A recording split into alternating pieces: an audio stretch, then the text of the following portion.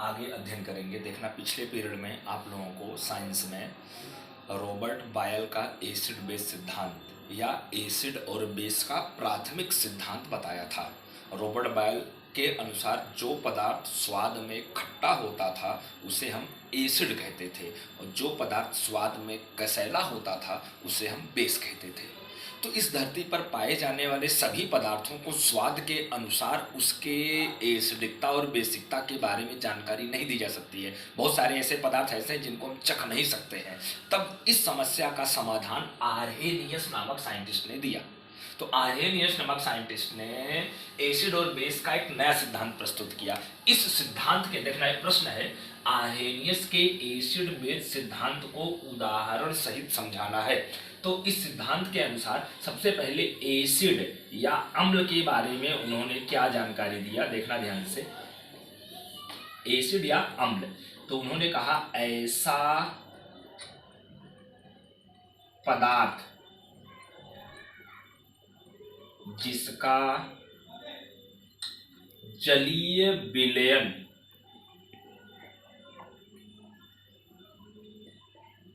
Hydrogen ion, कौन सा ion? Hydrogen ion, मतलब H+ आयन मुक्त करे, उसे हम क्या कहते हैं? एसिड कहते हैं। उस पदार्थ को हम क्या कहते हैं? एसिड कहते हैं। ऐसा पदार्थ जिसका जलीय विलयन कौन सा आयन मुक्त करे? H+ ion. H+ आयन मतलब हाइड्रोजन आयन। अब जैसे अगर यहां उदाहरण दूं, उदाहरण में याद करो आप लोगों को जो नोट करके कल जब मैं टॉपिक बताया था नेक्स्ट पीरियड में, तो वहां पर बहुत सारे सूत्र वगैरह लिखा था। तो उसमें देखना एसिड में 3 सूत्र लिखा था, HCl लिखा था, HNO3 लिखा था, H2SO4 लिखा था। तो यहाँ पर कोई तीनों में से कोई एक उदाहरण ले लो। अब जैसे सपोज दैट मैं HCl का उदाहरण ले लिया। उदाहरण में HCl का जलीय विलयन यह H+ आयन मुक्त करता है, अतः HCl क्या है? एसिड है। HCl क्या है? एसिड है। अब इसको अगर समीकरण के रूप में लिखें तो HCl का जलीय विलयन, ऐसे एरो बनाकर ऊपर H2O लिखेंगे, मतलब HCl में पानी मिक्स किया गया है। तो यहाँ पर देखना H+ आयन अलग होगा, Cl- आयन अलग होगा। तो यहाँ HCl के जलीय विलयन में हाइड्रोजन आयन मुक्त हो रहा है, इसलिए HCl क्या है? आपका एसिड है। और कोई दूसरा उदाहरण भी दे सकते हैं, जैसे पहला उदाहरण हुआ, आप दूसरा उदाहरण भी दे सकते हैं। अब जैसे सपोज दैट H2SO4 के जलीय विलयन में H+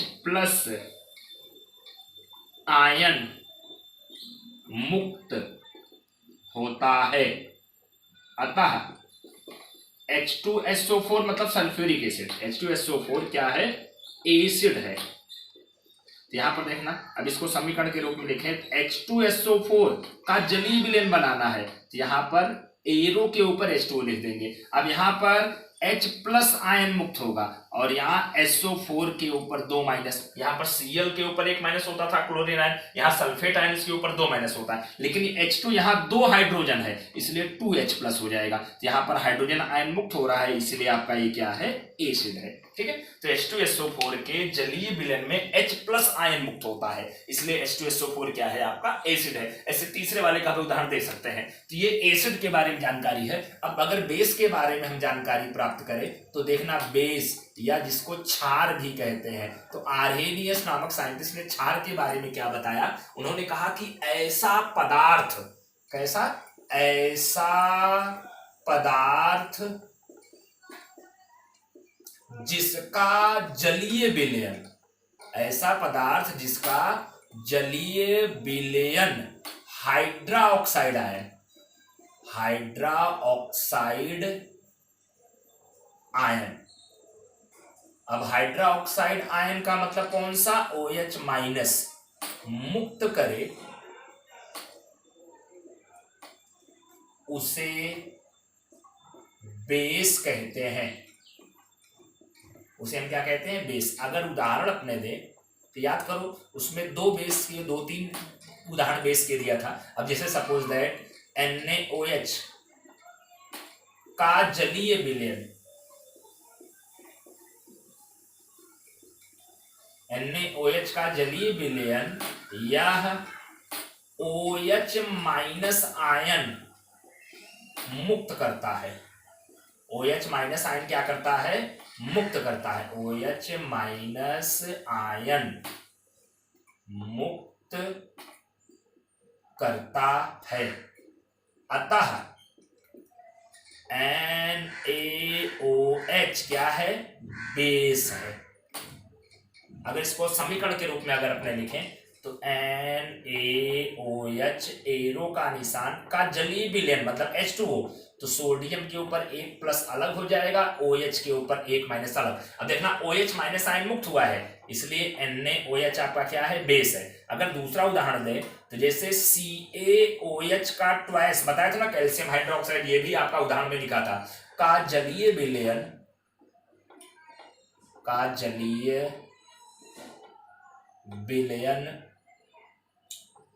OH माइनस आयन मुक्त करता है। अतः यह क्या है? बेस है। कौन बेस है? CaOH बेस है। अगर समीकरण के रूप में लिखें CaOH का ट्वाइस, अब ये जलीय विलयन H2O, यहां पर Ca के ऊपर 2 प्लस कैल्शियम के ऊपर होता है। OH का ट्वाइस मतलब OH 2 बार है, इसलिए 2OH माइनस। ठीक है, तो यहां पर OH माइनस आयन मुक्त हुआ, इसलिए आपका क्या है? CaOH बेस है। ठीक है, तो इस तरह से आप इस टॉपिक में यह कह सकते हैं, सिंपल सा मतलब आर्हेनियस नामक साइंटिस्ट ने अलग अलग पदार्थों का जलीय विलयन बनाना शुरू किया। जिस पदार्थ के जलीय विलयन में हाइड्रोजन आयन प्राप्त हुआ उस पदार्थ को उन्होंने एसिड कहा, और जिस पदार्थ के जलीय विलयन में हाइड्रोक्साइड आयन प्राप्त हुआ उस पदार्थ को उन्होंने क्या कहा? बेस कहा। मेन कॉन्सेप्ट यही है, जिस पदार्थ का जलीय विलयन हाइड्रोजन आयन मुक्त करता है उसे हम एसिड कहते हैं, और जिस पदार्थ का जलीय विलयन हाइड्रोक्साइड आयन मुक्त करता है उसे हम बेस कहते हैं। लेकिन अगर एग्जाम में आर्हेनियस के एसिड बेस सिद्धांत को उदाहरण से समझाओ, ऐसा प्रश्न है, इस तरह से आपको लिखना है। ठीक है, अब यहां पर देखना, इसी से रिलेटेड एक अगला प्रश्न है, आर्हेनियस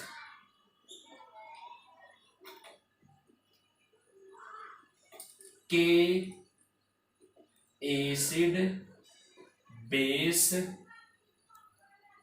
सिद्धांत की मर्यादा लिखो। आर्हेनियस के एसिड बेस सिद्धांत की क्या लिखना है? मर्यादा लिखना है। मर्यादा मतलब कमियां।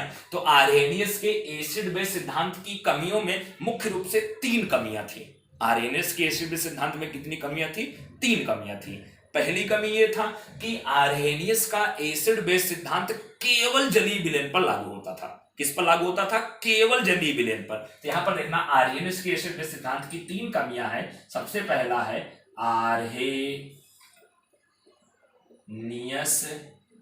का एसिड बेस सिद्धांत केवल जलीय विलयन पर लागू होता है। ठीक है, ये पहली कमी तो बहुत सिंपल सा। दूसरी कमी के ऊपर कंसंट्रेशन करना। याद करो, आर्हेनियस की एसिड बेस सिद्धांत के अनुसार उन्होंने कहा कि जिस पदार्थ का जलीय विलयन हाइड्रोजन आयन मुक्त करे उसे हम क्या कहते हैं? एसिड कहते हैं। तो थोड़ा सा हाइड्रोजन आयन मतलब H+। तो H+ का मतलब क्या हुआ कि हाइड्रोजन एक इलेक्ट्रॉन त्याग दिया है। अब जैसे सोडियम Na+ का मतलब क्या होता है? सोडियम अपने अंतिम कक्षक के एक इलेक्ट्रॉन को त्याग दिया है। वैसे H+ का मतलब आपका क्या है? हाइड्रोजन अपने एक इलेक्ट्रॉन को त्याग दिया। जनरली आप देखें, हाइड्रोजन का परमाणु क्रमांक 1, इलेक्ट्रॉनिक विन्यास 1। अब इसके पास एक ही इलेक्ट्रॉन था, अब ये इलेक्ट्रॉन त्याग दिया तो इसका H+ मतलब हाइड्रोजन आयन बना, मतलब इसके पास इलेक्ट्रॉन नहीं है। और आप लोग जानते हैं हाइड्रोजन को 1H1 इस तरह से दर्शाया जाता है, मतलब हाइड्रोजन में एक इलेक्ट्रॉन होता है और एक प्रोटॉन भी होता है, इसमें न्यूट्रॉन नहीं पाया जाता है। इसका मतलब हाइड्रोजन H+ जो होता है, H+ में से एक इलेक्ट्रॉन निकल गया, उसके पास सिर्फ एक प्रोटॉन बचता है। क्या बचता है? एक प्रोटॉन। तो इसका मतलब आप कह सकते हैं H+ आयन को इलेक्ट्रॉन रहित प्रोटॉन कह सकते हैं, जो H प्लस जो है यह पानी के साथ प्रक्रिया करता है, पानी के साथ प्रक्रिया करके बनाता है H3O प्लस। क्या बनाता है? H3O plus. तो ये H3O प्लस को हम हाइड्रोनियम आयन कहते हैं। कौन सा आयन कहते हैं? हाइड्रोनियम आयन कहते हैं। तो ये हाइड्रोनियम आयन बना कैसे, इसके बारे में जानकारी नहीं दे पाए। यहां पर देखना ध्यान से, दूसरी मर्यादा यहां पर देखना, H प्लस आयन यह इलेक्ट्रॉन रहित, इलेक्ट्रॉन रहित का मतलब इसमें इलेक्ट्रॉन नहीं है, ठीक है ना। इलेक्ट्रॉन रहित क्या है? प्रोटॉन है, प्रोटॉन है, जो अत्यधिक क्रियाशील होता है, मतलब बहुत ज्यादा क्रियाशील होता है ये। और यह H2O मतलब पानी से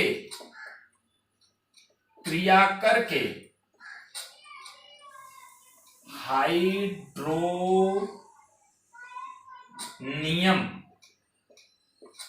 आयन, अब हाइड्रोनियम आयन मतलब H3O प्लस आयन बनाता है। क्या करता है? बनाता है, ठीक है ना। और इस टॉपिक के बारे में वो जानकारी नहीं दे पाई, ये कैसे बना इसके बारे में आर्हेनियस नामक साइंटिस्ट ने जानकारी नहीं दे पाई, इसलिए इसकी मर्यादा है। अब इसको अगर समीकरण के रूप में लिखेंगे, H2O से H प्लस आयन रासायनिक अक्रिया कर लेगा और यहां पर क्या बनाएगा? H3O प्लस, और इसी को हम क्या कहते हैं? हाइड्रोनियम आयन, हाइड्रोनियम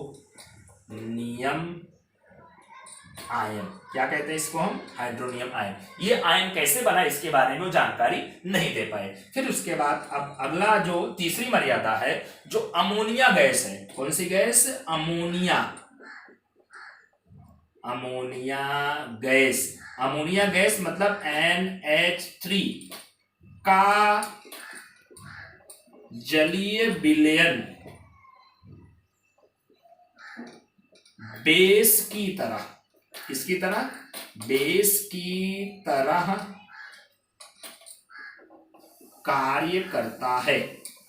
अब ये बेस की तरह कार्य करता है, क्यों कार्य करता है इसके बारे में जानकारी नहीं दे पाए। अब ऐसे ध्यान देना, NH3 का जब जलीय विलयन बनाया गया H2O, यहां पर NH4 प्लस और OH माइनस प्राप्त हुआ। तो ये समीकरण कैसे देखना, यहां पर अगर अपने आर्हेनियस के एसिड बेस सिद्धांत में देखें, NaOH का जब जलीय विलयन बनाए Na प्लस OH माइनस, इसका मतलब यहां पर देखना Na अलग हो गया, OH अलग हो गया। NaOH में OH था तो OH यहां प्राप्त हुआ। यहां NH3 का जब जलीय विलयन बनाया गया, NH3 में OH नहीं है, फिर भी यहां OH प्राप्त हो रहा है। तो ये कैसे OH प्राप्त हो रहा है इसके बारे में जानकारी वो नहीं दे पाए। तो ये आर्हेनियस के एसिड बेस सिद्धांत की 3 कमियां हैं या 3 मर्यादा है। इन मर्यादाओं के बारे में वो जानकारी नहीं दे पाए। तब इन मर्यादाओं का अध्ययन दूसरे वैज्ञानिकों ने किया और दूसरे वैज्ञानिकों ने अध्ययन करने के बाद इनकी कमियों को क्या किया? दूर किया। उनमें अलग अलग साइंटिस्ट थे, तो उनकी चर्चा फिर मौके पर करूंगा। यहां पर एक छोटा सा क्वेश्चन और देख लो,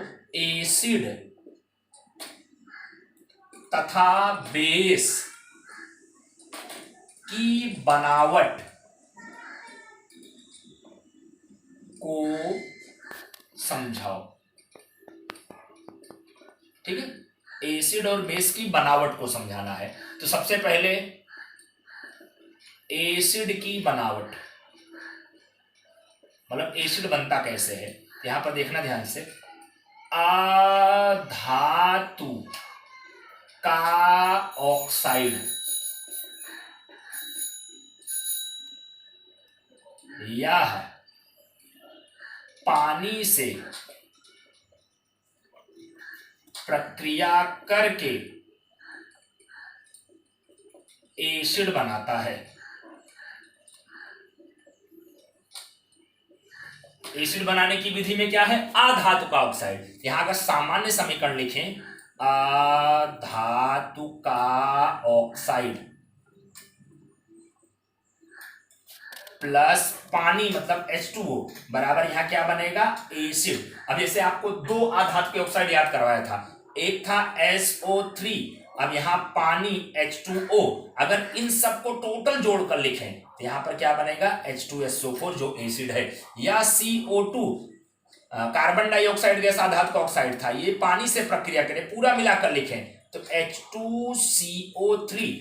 देखना ये H2SO4 सल्फ्यूरिक एसिड है, H2CO3 को हम कार्बोनिक एसिड कहते हैं, और ये आपका निर्बल एसिड है। प्रबल एसिड तो 3 ही थे, लेकिन ये निर्बल एसिड है। तो इस तरह से एसिड की बनावट में आप लोग लिख सकते हैं। अगर बेस की बनावट अपने देखें, बेस की बनावट, तो बेस की बनावट में अब देखना, यहां आधातु का ऑक्साइड पानी के साथ प्रक्रिया करके एसिड बनाता था, यहां धातु का ऑक्साइड, धातु का ऑक्साइड, इसका धातु का ऑक्साइड,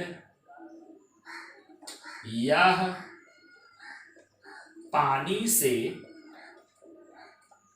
प्रक्रिया करके क्या करता है, बेस बनाता है, बेस बनाता है। ठीक है, तो यहां पर देखना ध्यान से, धातु का ऑक्साइड, सामान्य समीकरण लिख रहा हूं, प्लस पानी बराबर यहां पर क्या बनेगा, बेस बनेगा। अब इसे धातु के ऑक्साइड में सोडियम धातु का ऑक्साइड लें, Na2O प्लस पानी, यहां पर देखो समीकरण लिखेंगे तो यहां पर क्या आएगा, बेस NaOH, और यहां पर 2 का गुणा कर देंगे, या कैल्शियम धातु का ऑक्साइड CaO प्लस पानी ले, यहां पर आपका क्या आ जाएगा, CaOH का ट्वाइस, ये आपका बेस। ओके।